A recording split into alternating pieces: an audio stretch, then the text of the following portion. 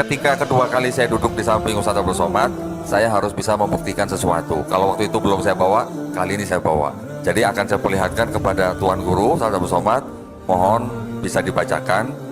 Ini adalah sebuah kitab. Di sini ada tulisan begini Ustadz, tidak untuk diperdagangkan, dengan pengantar dan catatan lengkap, dipersembahkan umat Katolik Indonesia oleh Direktorat Jenderal Bimbingan Masyarakat Katolik Departemen Agama Republik Indonesia. Percetakannya Arnoldus MD. Di sini ada ayat, ada catatan kaki. Nah, ayat yang akan saya tunjukkan kepada Tuan Guru Ustadz Abdul Somad ini adalah yang dianggap satu-satunya ayat yang mengajarkan konsep tentang Trinitas, ya, Trinitas.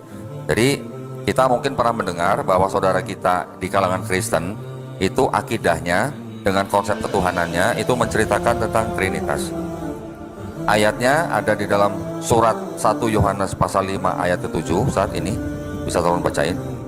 1 Yohanes pasal 5 ayat 7 dan 8. 1 Yohanes pasal 5 ayat 7 dan 8. Sebab ada 3 yang memberi kesaksian di dalam sorga, Bapa, Firman, dan Roh Kudus, dan ketiganya adalah satu. Ayat 8, dan ada 3 yang memberi kesaksian di bumi.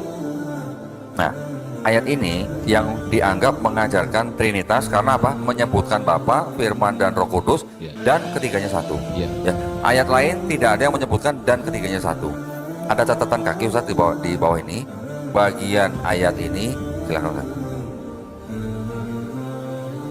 Bagian ayat ini tidak terdapat dalam naskah-naskah Yunani yang paling tua, dan tidak pula dalam terjemahan-terjemahan kuno, bahkan tidak dalam naskah-naskah paling baik dari Vulgata.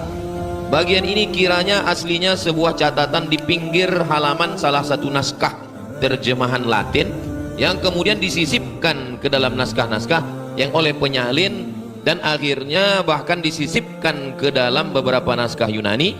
Karenanya bagian ini pasti tidak ada, Pasti tidak asli Ustaz. pasti tidak asli. Mata udah. Karenanya Bagian ini pasti tidak asli. tidak asli, kata lainnya apa?